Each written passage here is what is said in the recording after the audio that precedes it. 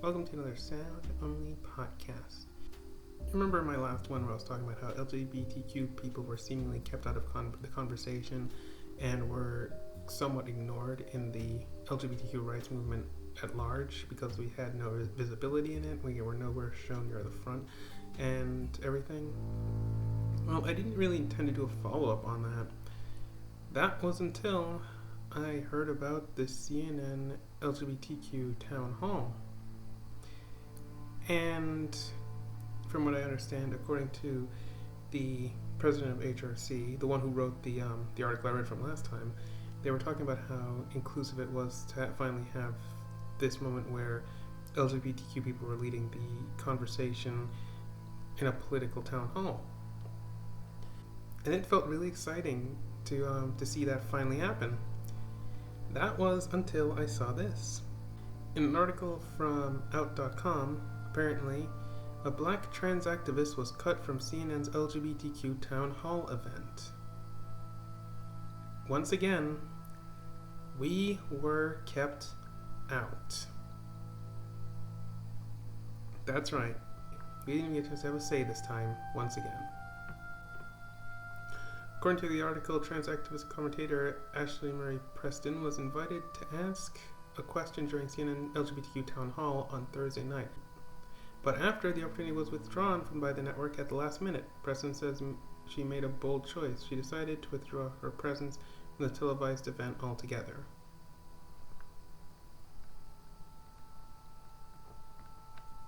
Apparently what she was going to do was bring attention to the terror TSA inflicts on trans and non-binary bodies while traveling. But for reasons unknown, she was kept from participating.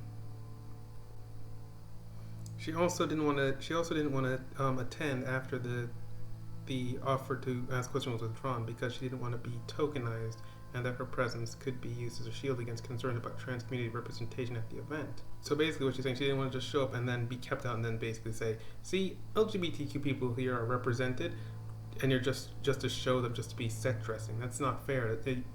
It's bad enough when they do it to racial minorities just to say, oh, see, we're progressive. We have a black person in the cast who never says anything, is just glued to the background. She also planned to talk about some other stuff like rights of sex workers, particularly for trans women and non-binary people of color, and trans women being incarcerated in men's facilities, and the harassment trans and non-binary people say they face while going through airport security. But right before that could all happen, CNN called her the day of the event and told her that she was invited to come enjoy the show and told not to worry about asking questions, and they were just excited to have her present. Yeah, okay then. And basically it's just saying, we don't need you to ask any questions. We just want you to be there to be a set dressing. To basically make it seem like trans people of color have a place in this movement, and we're totally not excluding them. In the article, she's quoted as saying, instead we get a call into a room for the appearance of being inclusive. We're not leading the dialogue and having our specific issues examined closely. We have to settle for this sanitized version of what queer liberation looks like, and it's an act of erasure. Preston told the network producer that she didn't feel comfortable being in a space where there may be less of a chance to address issues of importance to people of various intersecting identities within the trans community and non-binary communities, where things like being black and transgender, being black and non-binary, be considering that 20 trans people of color were killed this year. I mean, clearly it comes off like it's not a big deal to people anymore that we are dying, because evidently to some it's a white person thing, so it shouldn't be surprising or something like that, or it shouldn't be a big deal, and that's really terrible.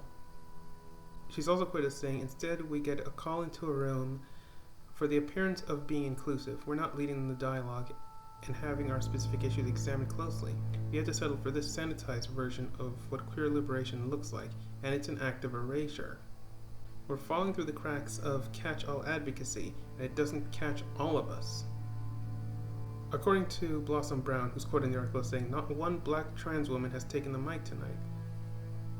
Taking the mic to call out the erasure of black trans women. Not one black trans man has taken the mic tonight. Actions speak louder than words." In addition to that, apparently I heard that there was something going on at the town hall where a group of protesters who were all transgender showed up due to the lack of inclusivity in the dialogue that was taking place, and they were just basically kicked out. They weren't even like, so it's not, so I don't understand why that had the way that had to happen at all. But it does show that this movement, the LGBTQ rights movement, is not inclusive to people of color at all. It seems to be evidently seen as a white person thing, and there's no room for us in there at all. And it's terrible because we're the ones dying. We're the ones dying at higher rates, and for some reason we're not included. We shouldn't be included at all, because it does come off like that. Even the new president of HRC, Alfonso David, calls out the movement for doing that. But even then, I haven't heard anything from him about this issue where a black trans woman was kept from participating, and not a single black trans person or black non-binary person was allowed to speak during this whole thing. I agree, it does seem like erasure, and we're the ones taking up the brunt of the abuse and violence, but we're being treated like we don't exist. This movement needs to do better to include everybody. It seriously does, and it needs to start soon, because more of us are going to die. That is true. More of us are just going to end up dead, and we're just going to get the same type of condolences saying, "Oh, this shouldn't have happened, how terrible," and then immediately forget about it the next day. And then that's just how it's going to end up being in the long run. And the thing about it is, people will say it's not going to get better until someone starts to say something. The issue is people are already saying something about it, and it's just nobody's listening.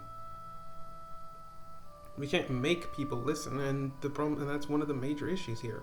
Nobody wants to listen to the fact that this is a serious issue and people are being killed over it.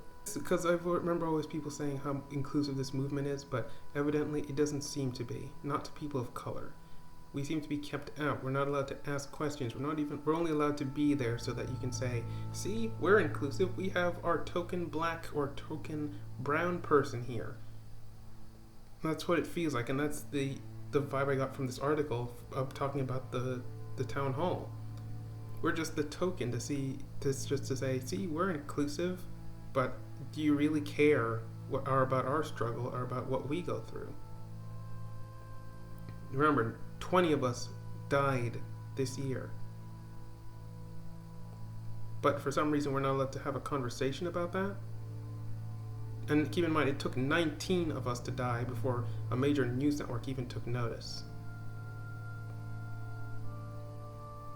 It shouldn't have to go beyond. It shouldn't have had to get to that point. People should have listened from before. And I have very low hope anybody's going to listen to me or listen to anybody or listen at any point in the future. So, how old am I now? I'm like mid-20s almost. You'll hear about me on the news eventually. And I'm serious about that. You will hear about me at some point. And it's not going to be because of anything good. It's going to be likely because I was murdered for being LGBTQ and a person of color. Remember that you heard it from me here first. Alright, so I'm just going to end this here. So be sure to check out my other videos, those Prizebox Productions videos, our channels Prizebox Gaming and Prizebox Reacts, and check out my main channel, The True Andie M. Thanks for watching, and stay jamming, everyone.